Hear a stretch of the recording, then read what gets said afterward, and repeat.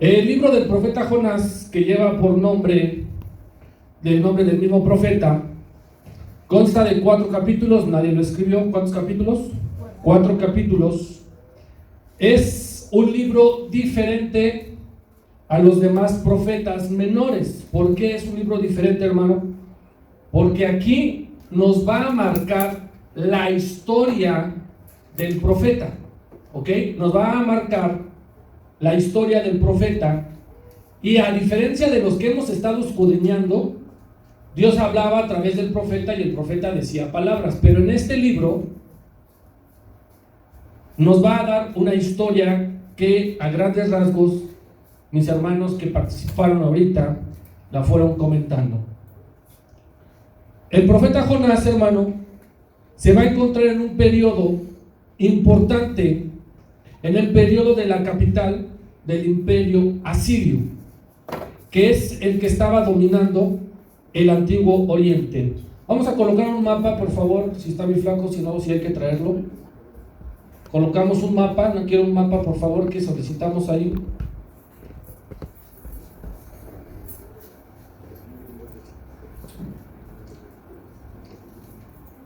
Ahí, bien. Todo lo que usted ve sombreado era el imperio asirio. Recuerde usted que las tribus de Israel se dividieron en 2 partes, norte y sur. Asiria necesitaba conquistar la capital del reino del norte. ¿Cómo se llama la capital? Samaria. ¿Estamos? ¿Sí o no? Samaria. Entonces, Asiria quería conquistar ¿a quién? A Samaria, que pertenecía al reino de Israel. Entonces, toda esa sección, todo lo hacemos chico, por favor.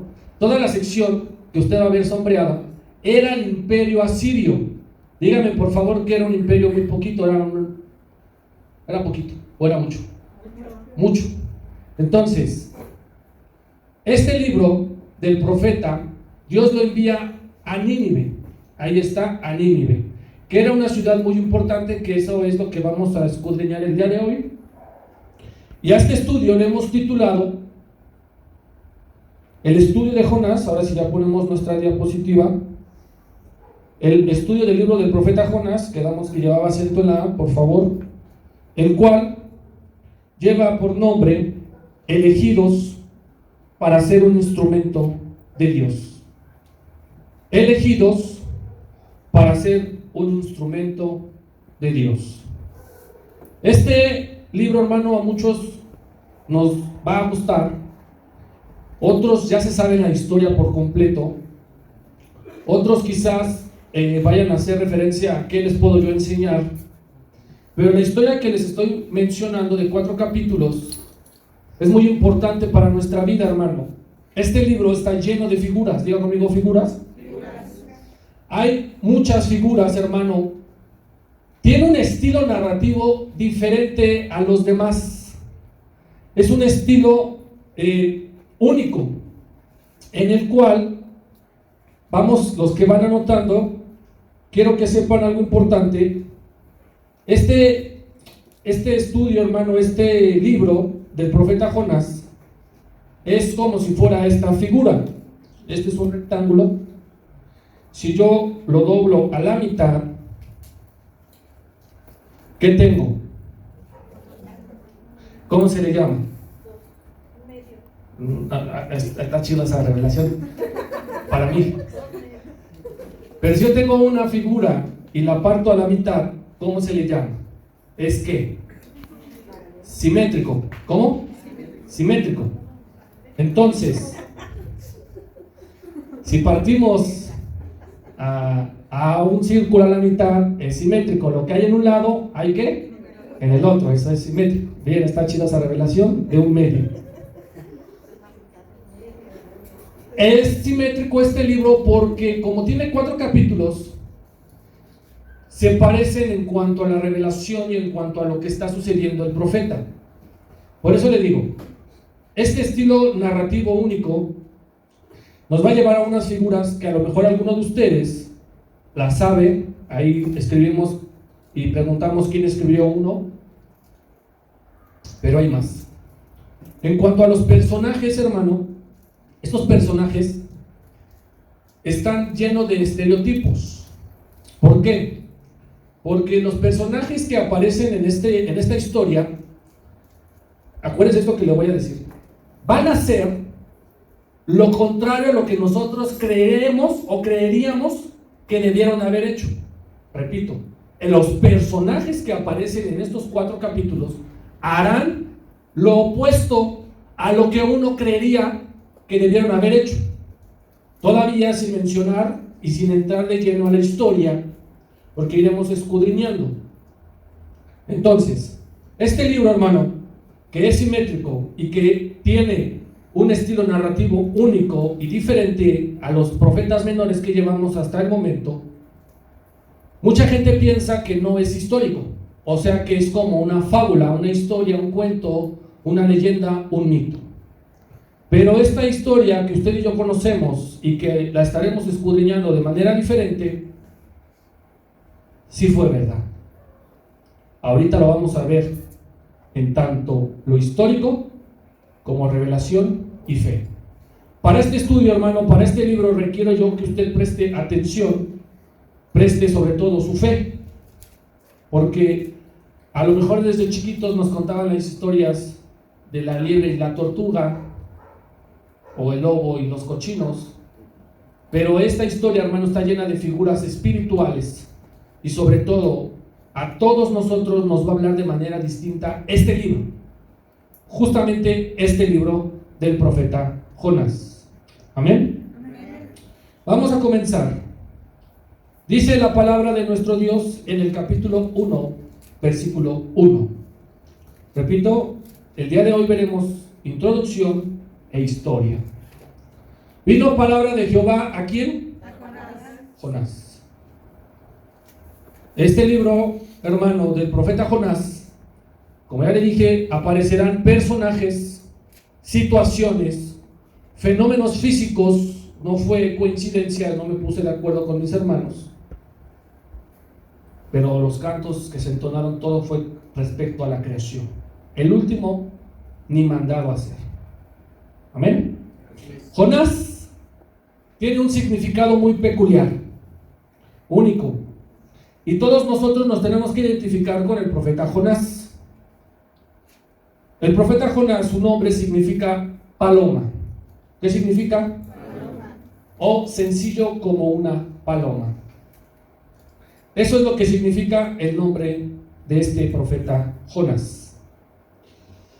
Como le mencionaba, él está situado en la historia del imperio asirio.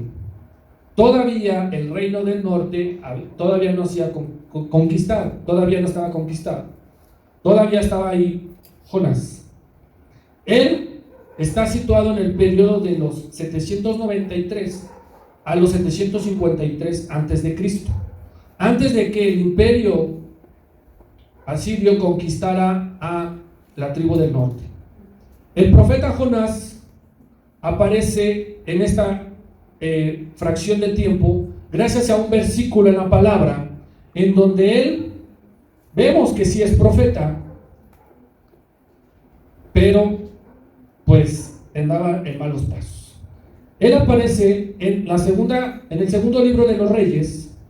Si me hace un favor de ir al segundo libro de los Reyes, capítulo 14, él restauró los límites de Israel desde la entrada de Hamad hasta el mar de Arabá, conforme a la palabra de Jehová Dios de Israel, la cual él había hablado por su siervo, ¿quién? Jonás.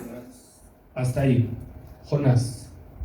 Él aparece en este periodo junto con el rey Jeroboam II, un rey muy bueno, ¿verdad? ¿Sí o no? Esa risa de mi tía fue como de, pues no, uno de los reyes más malos que hay. Estuvo el profeta Jonás y él le quiso profetizar que se iba a prolongar la vida de la nación, que iba a exterminar, pero no sucedió. Y ya estudiamos al profeta Amós. Él también le profetizó y sí se cumplió lo que dijo el profeta Amós. Eso está en Amós 6, ya usted lo estudiará después. Entonces, en este periodo se encontrará el profeta Jonás. El autor del libro Aparentemente aquí hay una disputa, porque algunos piensan que sí fue Jonás el que lo escribió, porque el libro está como en primera persona, pero está la duda. Al final del libro, usted y yo sabemos que él se enoja mucho, que decía la ¿qué? La muerte. Entonces, algunos piensan que sí lo escribió, otros que no. Por eso le digo que su fe es muy importante, hermano. Pero vamos a dejar que el profeta Jonás sí escribió el libro. Entonces, este profeta fue el autor del libro de Joel, que era de Jonás. De ahí, los que hemos estado estudiando, hermano, Oseas, Joel, Amós y Abdías, sigue él es el quinto profeta, el cual, como lo hemos estado hablando, habrá una historia de su vida. Por eso le digo que usted puede ser Jonás, que vamos a ir escudriñando. Y Jonás, hermano, conocía sin lugar a duda la historia de los asirios, porque él está en ese periodo. Él conoce a los asirios. En cuanto al carácter y temperamento del profeta, según la descripción de algunos hermanos que participaron, sin entrar todavía a la historia como tal, él era de carácter explosivo, altamente explosivo, hermano. No sé si usted conozca a una persona que se moleste porque pasó una mosca, porque llueve, porque hay sol, porque no hay trabajo, lo que sea, explota a la gente. Lugar y fecha en el que posiblemente lo escribió, lo vimos, está en ese periodo de los reyes, en ese periodo de Jeroboam II, y Jonás, como un profeta, él predicó a las tribus del norte, o sea, a Israel, y comparte su contexto histórico con el profeta Amós. Ahí van de la mano. Esa nación disfrutó un tiempo de paz y prosperidad. ¿Ok? ¿A quién va dirigido el libro? O sea, ¿quiénes son los receptores del libro? Primero, el pueblo de Israel del norte. Pero segundo, hermano, para todos nosotros, porque repito, hay símbolos, hay mensajes espirituales en este libro. Entonces, el libro lo escribió para el reino del norte, pero ahora nosotros lo tenemos. Amén. El propósito del libro, hermano, como preguntamos al inicio qué sabían del profeta Jonás, ustedes saben perfectamente, y todos los papelitos que participaron coincidieron en algo: que él desobedeció. ¿Qué hizo? Desobedeció. El pecado original del hombre, hermano, es la desobediencia. ¿Qué se le dijo a Adán y a Eva del árbol del bien y del mal? ¿Qué dice? No comerás. O sea, desobedeció. Pero también dentro del libro de Jonás hay un gran avivamiento. El avivamiento, hermano, es para el pueblo de Dios. El avivamiento es para nosotros. Son puntos clave del libro de Jonás. Habrá otros que usted pueda percibir. Tenemos también esta experiencia dentro del gran pez.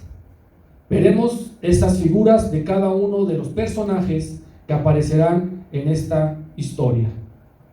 En cuanto a lo que estaba sucediendo, vamos a leer Jonás capítulo 1, versículo 1.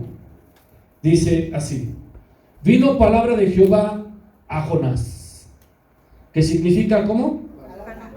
Hay que estar bien truchas con cada cosa que les voy a ir enseñando, porque lo tenemos que armar, y usted va a armar otras cosas diferentes a lo que yo armé.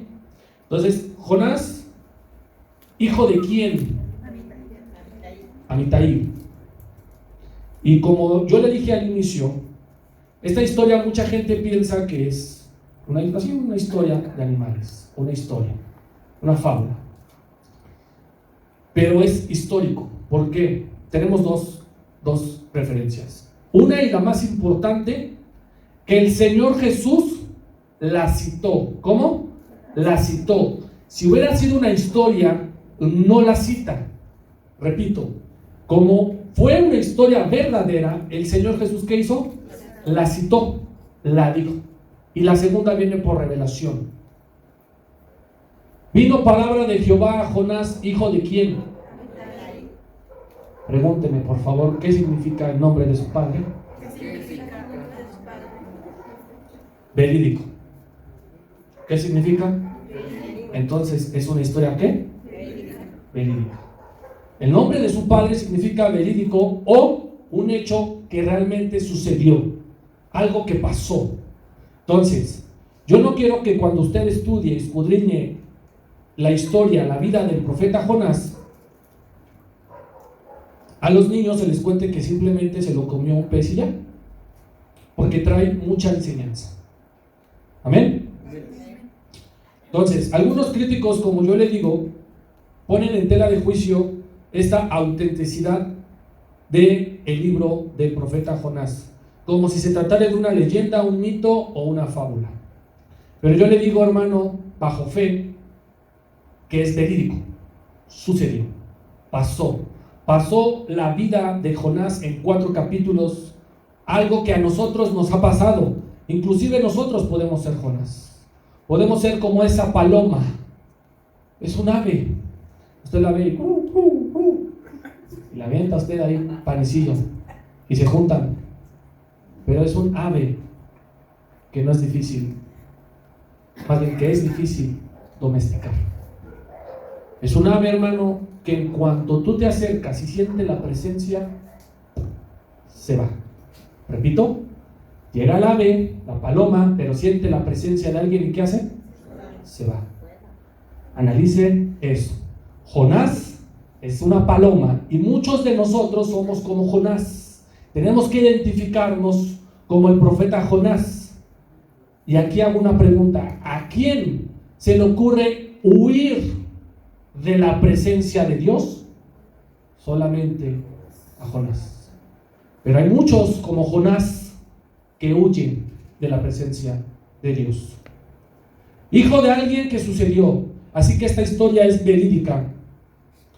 Y dice el versículo 2: levántate y ve, ¿a dónde? A Nínive. Nínive. Vámonos a nuestro mapa, por favor, porque Dios trae revelación acá.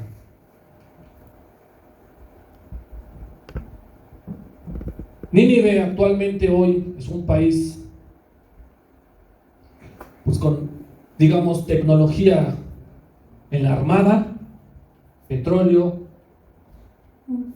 a lo mejor una economía decente, pero altamente idólatras paganos. Actualmente es Irak. Así que Dios le dice al profeta Jonás, como nos ha dicho a todos nosotros, hermano, levántate, diga conmigo, levántate, porque yo te llamo. Dice Dios, hermano, yo te llamo, yo te he llamado para que tú hagas algo. Y le dice a la paloma, ve a Nínive. Él, hermano, sabiendo la historia, una de las historias más famosas, que es esta, no quería ir. En su corazón estaba el no ir. ¿Cuántos de nosotros no queremos ni siquiera venir a la iglesia? ¿Cuántos no quieren ir a predicar a los hospitales, a las funerarias, o tan solo con la familia?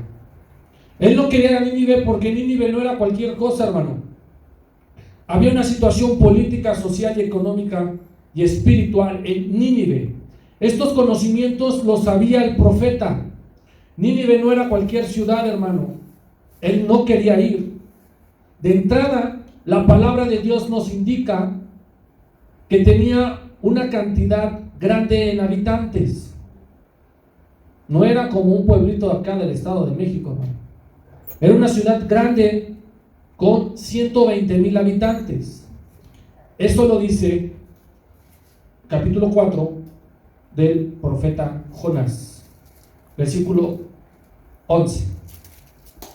Amén. Gran ciudad donde hay más de ¿cuánto? 120,000 personas. Hasta ahí. Los habitantes de Nínive eran conocidos por ser crueles.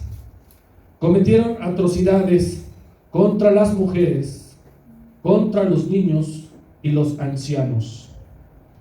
No solo es eso lo que hoy veremos de Nínive.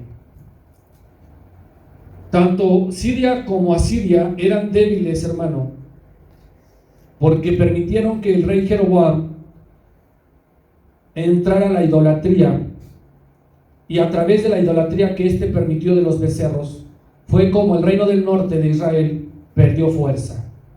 Lo que había construido el rey David se vino abajo con todos estos reyes. No obstante, hermano, lo espiritual que tenía fue decayendo por la idolatría. Nínive, hermano, se caracterizaba por sus ritos con las mujeres, y usted lo conoce, que todavía sigue hasta actualmente, hermano, sacrificando a la Virgen, sacrificando a niños. Nínive era una ciudad altamente pervertida sexualmente, altamente pervertida, hermano, moralmente y éticamente. Eran tranzas, rateros, estafadores, y como resultado, hermano, Dios abomina y castiga todo lo que le desagrada. Y por eso fue que él decidió mandar a alguien a predicar a Nínive, porque él necesitaba que antes de destruir a Nínive se arrepintiera. Así que hoy quiero decirle algo, hermano, importante. Antes de la destrucción, Dios te permite que te arrepientas. Repito, antes de que te pase algo, Dios te manda a alguien para que tú te arrepientas. No es casualidad de que tú ves a una persona destruida por dentro, a una persona que espiritualmente esté podrida, pobre, mal, sin que Dios haya enviado a alguien. Dios envía a alguien para que esa persona o esas personas se arrepientan, y muchas veces no quieren ir. No es por ti, hermano, es por ellos. Si recordáramos estos avisos a lo largo de la palabra de Dios, nos vamos a dar cuenta que Dios cumple esto que le estoy enseñando. Dios envía a alguien. Antes de la destrucción, Dios tiene que enviar a alguien. Antes del diluvio, el primer pregonero, el primer predicador, el primer loco, el primero que se atrevió y que vio con sus ojos la creación, los animales acuáticos, fue Noé. Antes de esa catástrofe, hermano, antes de ese juicio, no le hicieron caso a Noé. Subió la maldad ante Dios, ante tus ojos, ante su nariz de nuestro Dios, hablando metafóricamente de dos ciudades, y antes de destruirlas envió. Antes de que tú termines destruido es porque Dios envió a alguien, hermano. No podemos nosotros entender esa parte. Nínive era una ciudad mala, hermano. Y el profeta Jonás simplemente no quiso, no quería. ¿Cuántos de nosotros, hermano, no es porque te mande el pastor, es porque es el llamado? Diga conmigo, llamado. Él era profeta, por tal motivo tenía él llamado. Y aquí por fe, hermano, nosotros tenemos un llamado. Así que usted, hermano, no necesita necesariamente escuchar la voz de Dios. Hay una inquietud en tu espíritu, hay algo que te inquieta, hay algo que te dice debo de ir. Esa es la voz de Dios porque te está llamando, te está incomodando. Pero ¿qué hacemos? Huimos como palomas. Llega el trigo, que es la palabra, la quieres comer, pero llega la presencia de Dios y lo primero que tú haces es huir. Jonás predicó durante un tiempo de estabilidad política y éxito militar para Israel. Ahí en el mapa, por favor, es importante porque aquí vamos a ver la primera revelación. Ahí les encargo mi asiento, por favor. Aquí están las dos tribus divididas. Recuerden que la capital de la tribu del sur era Jerusalén. Esa todavía no iba a ser tomada hasta años después. Pero Samaria, que era la capital del reino del norte, fíjense nada más, todo eso era de Asiria, y todavía querían más, querían este cachito. Pero Dios envía a un profeta estratégicamente sabio, porque Nínive era una ciudad grande, diga conmigo grande, y no nada más grande de tamaño, grande en pecado. Y Dios sabía que si puede sembrar la semilla de la palabra en alguien grande, toda la nación, todo el imperio iba a doblegar, iba a caer delante de Dios. Por eso le dije que los personajes que aparecerán en esta historia hacen totalmente lo opuesto a lo que nosotros creeríamos.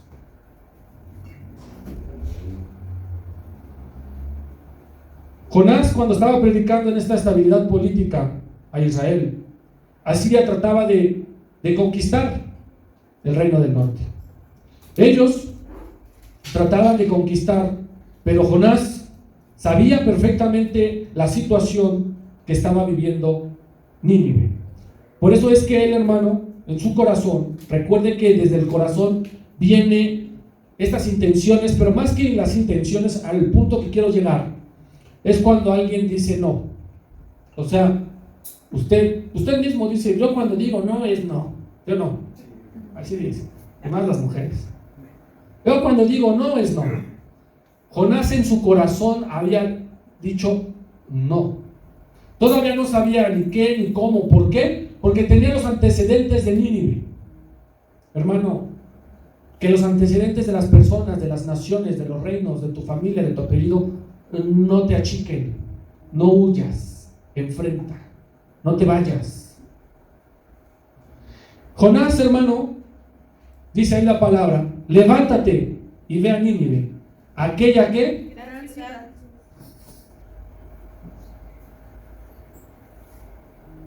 era una ciudad grande en tamaño. Ahí mismo en Jonás, no lo busquemos, pero ya más adelante usted lo va a leer. Se tardaban 3 días en caminar. Usted a lo mejor, pues algo así como la Ciudad de México en 3 días, quién sabe si nos la aventemos, ¿verdad? Recorriendo todos los barrios. Pero en 3 días dice la palabra que él recorría Nínive. Era una ciudad altamente grande. Ya vimos su densidad de población, 120,000, y esta ciudad tenía alrededor, su circunferencia, digámoslo así, 14 kilómetros cuadrados. Es una ciudad grande. Y Nínive, hermano, es una palabra de origen asirio que se escribía Ninigua, así, Ninigua.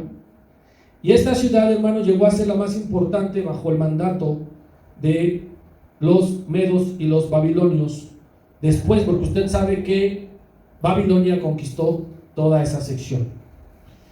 Ahora, Nínive va a tener el primer símbolo. Este es el primer símbolo que vamos a ver el día de hoy. Nínive va a representar 2 situaciones. Uno, va a representar todo el pecado que hay en el mundo, todo el pecado que hay, hermano.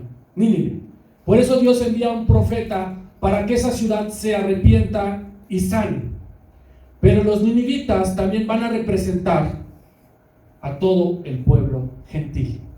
Y ahí entramos nosotros. Repito, Nínive representa o simboliza a todos los gentiles. Amén. Estamos viendo esta introducción del libro del profeta Jonás. Nínive, hermano, siendo una ciudad idólatra pagana, aquella gran ciudad, el profeta se le encomienda algo y dice: ve y predica ¿contra quién? Contra ella. Eso es lo que tú debes de hacer, ir y predicar, no tienes que hacer más. Y el Señor le da una explicación o le dice el por qué. ¿Por qué a qué? Ha subido su maldad. Aquí nos vamos a quedar. Entonces el primer símbolo es Nínive representa a todos los gentiles, hermano, y eso aquí entramos nosotros. A veces somos grandes, no de tamaño, no de apellido, no de poder, no de dinero. ¿Grande en qué? En pecado. A veces nuestro pecado es tan grande que puede ser comparado con esos, los ninivitas. Ya se me olvidó la cita, flaco, y la vas a buscar. Esa es tu chamba. Está en Mateo 12. El Señor los cita, por eso le estoy diciendo, hermano, Nínive va a representar a este pueblo pecador. Y nosotros, hermanos, somos como los ninivitas. A veces nuestro pecado es tan grande que le ganamos a Nínive y no necesitamos 120,000 personas. En un momento dado, si no está en el 12, está en el 14, flaco, por favor. No se preocupe, déjenme, esa es otra chamba de mi flaco ya. Usted y yo estamos aquí. Eso es lo que va a representar Nínive. 12:41. Gracias, sí. Bien, vámonos para allá, 12:40. Ajá, desde ahí. Usted sabe, ahí está el primer histórico que el Señor Jesucristo lo cita, porque como estuvo Jonás, lo vimos en nuestra enseñanza de la resurrección, porque como estuvo Jonás en el vientre del gran pez 3 días y 3 noches, así estará el Hijo del Hombre, que en el corazón de la tierra, ¿cuántos? 3 días y 3 noches. Ese versículo lo vamos a estar ocupando a lo largo de nuestro estudio, ¿ok? No es casualidad, no es normal que el Señor Jesucristo lo haya mencionado, ¿cuántas veces? 3 veces, a ver, sabemos, creo que 2, ¿no? Pero no es casualidad, hermano, que el Señor Jesucristo lo haya citado. Aquí es donde habla de Nínive. Aquí entramos nosotros los gentiles, el pueblo no escogido de Dios, pero somos hijos de Dios por fe. Dice, los hombres de Nínive se levantarán en el juicio con esta generación. Aquí también comparan con la reina de Saba, ¿cierto? Y la condenarán porque ellos se arrepintieron a la ¿qué? Predicación de Jonás. Y aquí, ojo, más grande que Jonás está en donde. En este lugar. Esto lo estaremos ocupando a lo largo de nuestra enseñanza. Lo único que tenía que ir a Jonás era predicar. ¿Cuál es tu trabajo, hermano? Dígame, ¿cuál es tu trabajo? Predicar. Es muy bonito y le agradecemos la iglesia, los embajadores de Cristo, el pastor y los hermanos de aquí. Gracias por participar en el aseo, gracias por participar en los convivios, en las reuniones Ágape. Gracias por estar al pendiente, a veces una que otra vueltecita. Pero realmente el trabajo de nosotros es predicar. Ese es el trabajo de nosotros. ¿Qué es? Predicar. Predicar. Todos los personajes de la Biblia, todos predicaron. Todos. ¿Ok? Con su vida, con sus palabras, con su ministerio, con su testimonio, con lo que sea, predicaron, hermano. Sean pocas o sean muchas tus palabras, el que hace la obra es Dios. El que hace el milagro de arrepentimiento en las personas es Dios. Pero Él necesita un medio. Porque las personas, si así no creen de alguien que no vemos, por eso es que Dios ocupa a las personas. Ocupa para que hablemos. Es un mandato. El predicar, hermano, es un mandato. ¿Qué es? Un mandato. Así como se bautizan, que es un mandato, así como se casan, no quiere decir quién, pero así como es un mandato, también un mandato es predicar. Predicar es un mandato, hermano. Dice la palabra de Dios, por tanto, id y hacer discípulos. ¿A dónde? ¿Cuál es nuestro símbolo y nuestro lema? ¿A dónde? A las naciones. Hay que ir a predicar, hermano. No puede ser posible que venga un Jonás aquí a predicar. Usted es el Jonás que no va a huir y va a ir ¿a dónde? A predicar. Ese es el mandato. Y le está diciendo Dios claramente, necesito que vayas y prediques contra ese pecado, contra esa persona. Ahí es una ciudad, pero ya quedamos que puede ser una persona. En su corazón puede haber tanta maldad como la hubo en Nínive. En su corazón puede haber tanta idolatría, tanta hechicería, tanta perversión e inmoralidad sexual como la hubo en Nínive. Ahí vas a ir a predicar. Y Dios te dice, ¿por qué? Fíjate, todavía hasta Dios se toma las palabras. ¿Por qué, hijo mío? Ya vamos a ir cerrando. Por favor, porque si no, terminamos mañana el aseo. Vayan pasando, mis hermanos. Ahí, Dios te va a mandar a predicar. ¿Por qué? qué? Y te da explicación. Porque su maldad ya me llegó. La maldad de Juanito Pérez, hijo mío, ya me llegó. La maldad de su familia ya me llegó. La maldad de su generación ya me llegó. Necesito que vayas a predicar a ese lugar, a esa casa, con ese muchacho, con esa muchacha, porque la maldad ya me subió. ¿Cuántos Jonás sí van a ir y no van a huir como palomas? ¿Cuántos Jonás? Ese es nuestro primer símbolo que vamos a estar viendo, hermano. Reitero, a lo mejor la historia del profeta Jonás, para algunos, debería ser en 1, 2, 3, 4 capítulos. No lo sé. Solo le puedo decir que esta historia me gusta mucho. No sé si yo la vaya a alargar o vamos a ir viendo. Pero todas las figuras, solamente me falta estudiar una que Dios todavía no me ha revelado, pero todas las figuras que van a aparecer en este libro, hermano, las vamos a interpretar y usted va a saber si las hace suyas o no. Y el primero es Nínive. Usted puede ser Nínive, hermano. Deje que llegue Jonás. O usted puede ser Jonás. No huya de Dios. No sea como esa paloma que huye delante de la presencia. No huya. Mejor coma del trigo y dé a predicar. Póngase de pie, hermano.